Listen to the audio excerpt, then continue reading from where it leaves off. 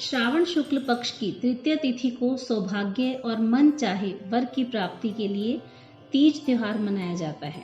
श्रावण में जब चारों तरफ हरियाली होती है तभी इस त्योहार को मन की परंपरा है माना जाता है कि इस दिन पार्वती ने भगवान शिव को अपनी कठोर तपस्या से प्राप्त किया था। वृक्ष, नदी और जल के देवता वरुण की भी उपासना इस दिन की जाती है।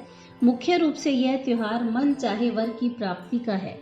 अतः जिन कन्याओं का विवाह नहीं हो पा रहा हो उनके लिए इस व्रत और पूजा उपासना का विशेष महत्व है। जिन महिलाओं का विवाह हो चुका है उनको संयुक्त रूप से भगवान शिव और पार्वती की उपासना करनी चाहिए। हरियाली तीज की कथा।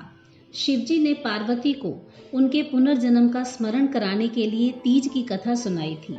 शिवजी कहते हैं, हे पार्वती, तुमने हिमालय पर मुझे वर के रूप में पाने के लिए घोर तप किया, अन्न जल त्यागा, पत्ते खाए, सर्दी गर्मी बरसात के कष्ट सहे। तुम्हारे पिता दुखी थे। नारद जी तुम्हारे घर पधारे और कहा, मैं विष्णु जी के भेजने पर आया हूँ। ये आपकी कन्या से प्रसन्न होकर विवाह करना चाहते हैं, अपनी राय बताएं। पर्वतराज प्रसन्नता से तुम्हारा विवाह विष्णु जी से करने को तैयार हो गए। नारद जी ने विष्णु जी को यह शुभ समाचार सुना दिया, पर जब उन्हें पता चला तो बड़ा दुख हुआ।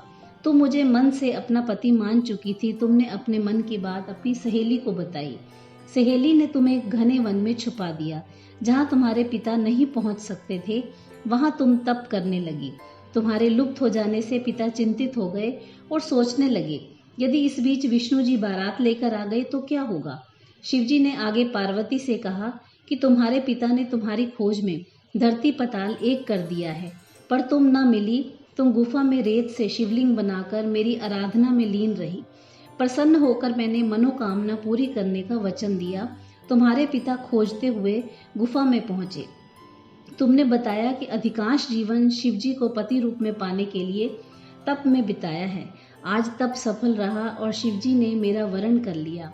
मैं आपके साथ एक शर्त पर घर चलूंगी, यदि आप मेरा विवाह शिवजी से करने को राजी हो। पर्वतराज मान गए। बाद में विधि विधान से हमारा विवाह हो गया।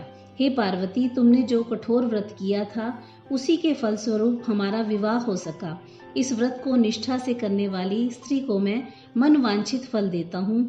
उसे तुम जैसा अचल सुहाग का वरदान प्राप्त हो।